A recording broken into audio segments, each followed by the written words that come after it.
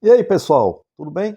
Sejam muito bem-vindos para mais esse nosso encontro. Hoje a gente vai falar de quadrinhos aqui. A gente adora quadrinhos, né? O canal é de livro de quadrinhos também, né? E eu vou falar de uma coleção que agora em 2025 ela está fazendo 40 anos, cara. É de pirar o cabeção, perceber que essa coleção está fazendo 40 anos, porque parece que foi ontem, com 12 anos de idade, que eu adquiri um por um desses fascículos e estão comigo até hoje, né? Em excelente estado, diga-se de passagem, né? Então a gente vai falar da coleção Gibi de Ouro, da antiga editora Rio Gráfica, né? Que depois se tornou a editora Globo, né? É parte do grupo Globo de Comunicações. Então, antes de começar a falar da coleção, eu queria mandar um abraço pro meu amigo George, que tem essa coleção completa, né? A gente comprou junto na época, a gente já era amigo. E pro Rodrigo, do canal Coleção Paralela, né? Que adora essas coisas antigas, né? Inscrito aqui no canal, tá sempre interagindo. Eu também sou inscrito no canal dele.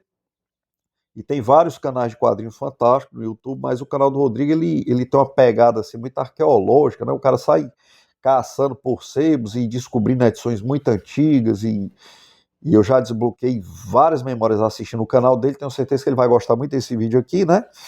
Então, essa coleção saiu em 1985 e o primeiro fascículo vinha numa capa protetora de papel cartão, né? Os clássicos voltaram, coleção Gibi de Ouro, né? Gibi, para quem não sabe, era como as histórias em quadrinhos eram conhecidas no Brasil, né? O pessoal mais antigo sabe disso, porque uma das primeiras publicações regulares de quadrinho no Brasil, o nome era Gibi, né? Então, o Gibi passou a ser sinônimo de história em quadrinho no Brasil, né? Então, essa coleção Gibi de 1985, aqui atrás, veja só os primeiros exemplares da sua coleção. Eu acredito que só tenham saído esses seis, dos seis eu tenho quatro, né? Foi o Fantasma, o Buffalo Bill, o Mandrake, o Ferdinando, Nick Holmes e o Cavaleiro Negro, né? Eu não me interessei por comprar o do Ferdinando nem do Cavaleiro Negro, me arrependo, deveria ter comprado só para ter a coleção completa, mas os outros personagens eu gostava mais. E quando eu tinha 12 anos, que eu comprei o primeiro volume e veio com essa contracapa aqui, eu tive a ideia brilhante, só que não, de fazer uma lombada. Então eu recortei uma caixa de sapatos, engrossei aqui, porque a minha ideia era colocar a coleção toda dentro dessa capa de papel cartão para proteger. Então você vê aqui a marca Topper, né, da caixa de sapato, e aqui eu tentei reproduzir o logomarca da coleção Gibi de Ouro. Ficou horrível, cara, horrível. Mas assim, pelo menos ela cumpriu o propósito dela, né? Todos esses anos a coleção ficou acondicionada aqui dentro, todos os fascículos ficaram acondicionados dentro dessa contracapa aqui. E aqui você tem uma breve resumo da história de cada um dos personagens contemplados na coleção, né? Tá aqui o Fantasma, né? Então, então, eles reproduzem, a coleção de 1985 reproduz a primeira publicação do personagem no Brasil dos anos 50, de cada um desses personagens, com exceção do Fantasma. O Fantasma eles reproduziram a segunda publicação. Acompanhe o vídeo que no final eu vou dizer porque só o Fantasma foi a segunda publicação, os outros foram a primeira. Então aqui você tem a contracapa padrão da coleção, cada uma de uma cor, e tirando a contracapa, você tem a edição facsimile, exatamente como era nos anos 50, do primeiro nome desse personagem no Brasil. Né? O Nick Holmes é um detetive criado pelo Alex Raymond, né, que o criador do Flash Gordon, tem resenha do Flash Gordon aí do canal, se você gosta de quadrinhos, não perca.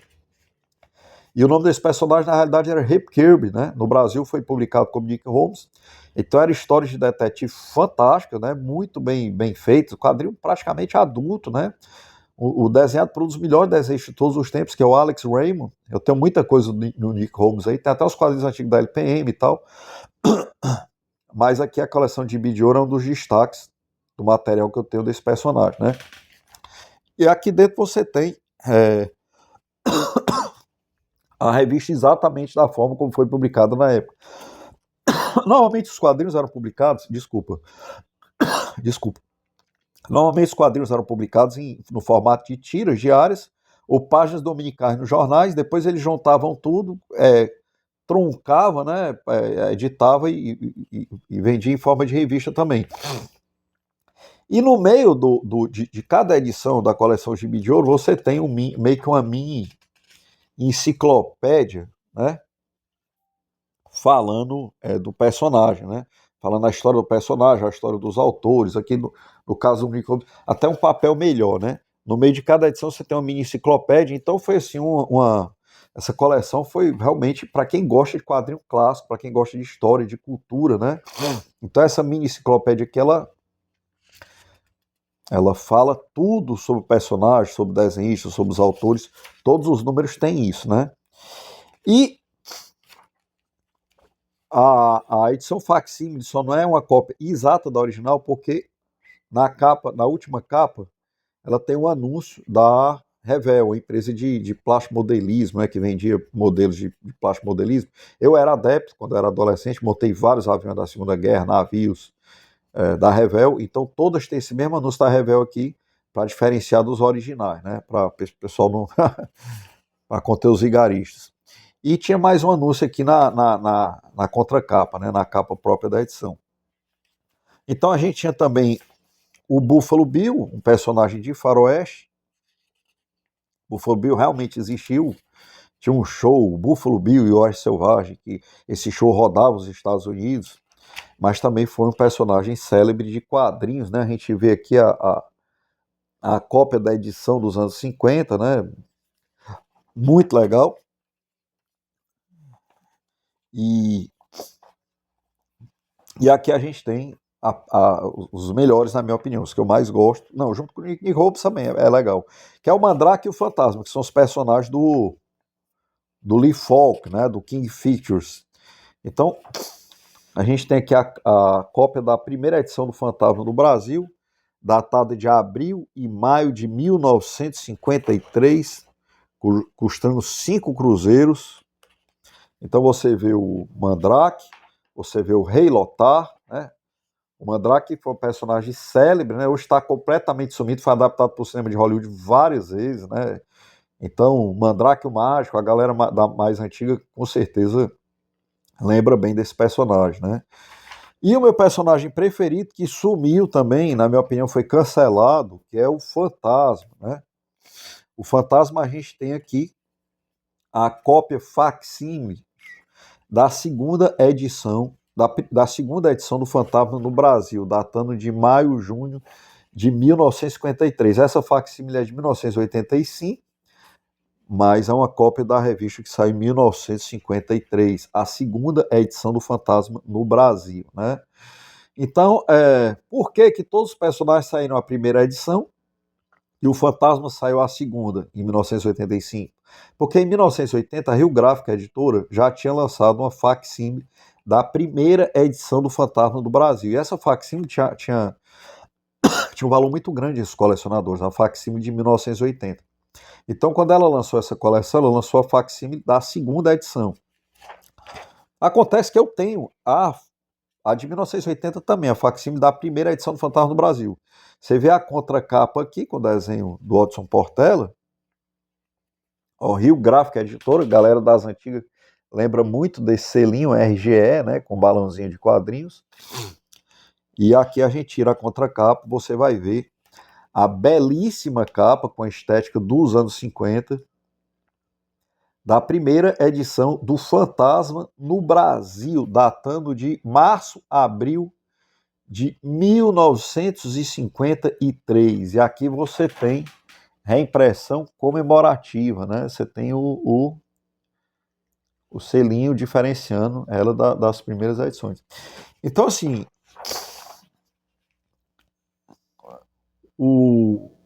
essas edições são do seu criador Lee Falk, né, a história, e desenhos do Wilson McCoy, que foi o segundo desenhista do Fantasma, né, o desenhista meio tosco, na minha opinião. O pessoal que gostava, os fãs do Fantasma na época, idolatrava o primeiro desenhista, o Ray Moore, mas, na minha opinião, eu gostava das versões mais modernas, dos anos 70, 80, que eu acompanhava mais, do Seabury, né, achava fantástico os desenhos dele. Inclusive saíram até alguns omnibus aí que a galera das antigas está comprando, já com o compêndio das histórias do Seabury, né? Então, esses personagens estão meio sumidos, né? O pessoal mais novo, o pessoal mais novo não deve conhecer, porque, na minha opinião, eles foram meio cancelados, né? No caso do Fantasma, é um personagem com características únicas, muito legais. Ele andava com duas pistolas 45, uma de cada lado, no coldre, né? Só isso aí já é suficiente para um personagem de quadrinhos ser cancelados hoje, né? E, e ele morava, tinha a Caverna da Caveira, que era na Floresta Negra, com várias tribos, da qual o Fantasma tinha uma certa ascendência, né? Então isso também não é considerado politicamente correto. Mas quem lê as histórias vê que não tinha nada de negativo nisso aí. O Fantasma sempre salvava as tribos o tempo todo, arriscava a vida e tal. E toda vida que as tribos tinham um problema, elas convocavam o Fantasma pelos tantãs, né, que eram tambores. Ele escutava os tambores, já sabia que tinha bronca para resolver, né? E o Fantasma tinha uma coisa que nenhum outro personagem tem, que eu acho fantástica, que era o Anel da Caveira. Toda vida que ele dava um murro no pilantra, o pilantra ficava com a marca da caveira no rosto, né, para avisar todas as pessoas. Quando o cara tinha um sinal do fantasma, que era a marca da caveira no rosto, era sinal que era um pilantra, né? Então, isso aí para mim era uma coisa fantástica que nenhum personagem tinha, né? Todo mundo aqui já cruzou com algum pilantra em algum momento da vida, seria muito bom se pudesse dar um murro com o anel do fantasma para ficar a marca da caveira na cara dele, né? Então, eu lamento profundamente que esses personagens tenham sido cancelados hoje, né? Porque o Mandrake, o Fantasma e o Nick Holmes, né? O original Rip Kirby, são leituras de altíssimo nível. Logicamente, dependendo da fase do personagem que você pegar, são leituras de altíssimo nível, melhor do que a grande maioria de muitos quadrinhos que são publicados hoje, né? Foge daquela mesmice dos super-heróis, né? E o Nick Holmes, para mim, é um quadrinho adulto, cara. Um quadrinho de detetive, é como ler um livro da Agatha Christie, não tem diferença nenhuma, né? Então, assim, eu tenho algumas coisas do Nick Holmes nas nossas coleções antigas da LPM, do Dick Tracy, né? Eu também vou estar abrindo o baú e pegando e resenhando qualquer dia desse, porque é um material muito legal, merece no mínimo ser lembrado, né? Merece no mínimo ser lembrado. Então esse número aqui, eu acho que era do meu amigo George, essa primeira edição, a gente trocou, eu nem me lembro pelo que foi que a gente trocou na época, né? Acho que foi para algumas revistas americanas que eu tinha, né? Vou acabar dando de presente de volta pro meu amigão, né? Que eu acho que ele ficou bem arrependido de ter trocado. Mas está aqui comigo muito bem guardado, né? Essa capinha de papel cartão com essa lombada acabou cobrindo o papel dele, né? O papel dela, e conservou muito bem minhas edições, né? Agora sim, o arame, o único problema aqui é que o arame está muito enferrujado, já tem algumas páginas saltando. E eu sempre fui muito bom com trabalhos manuais, mas esse caso aqui especificamente eu não sei bem como lidar, né? Se alguém tiver alguma sugestão, deixa aí nos comentários. Se você for aqui na minha cidade, souber Fortaleza, souber de alguém que consiga trocar esses arames aqui, por favor, deixe aí nos comentários, porque essa coleção merece realmente essa manutenção para que ela dure mais 40 anos, né? São tesouros, cara, tesouros que hoje estão praticamente perdidos, né? Eu talvez essa seja a primeira resenha dessa coleção no YouTube, que eu assisto sempre canais de quadrinhos e eu nunca vi em lugar nenhum se falar da coleção Gibi de Ouro, né? Então, você está vendo aqui, provavelmente pela primeira vez no YouTube, aqui no canal Resenha Cult, né? Se fosse para falar do que todo mundo fala, o nome do canal seria Resenha Mainstream, né? Pois é isso, pessoal. Um grande abraço, muito obrigado pela sua companhia e até o próximo vídeo.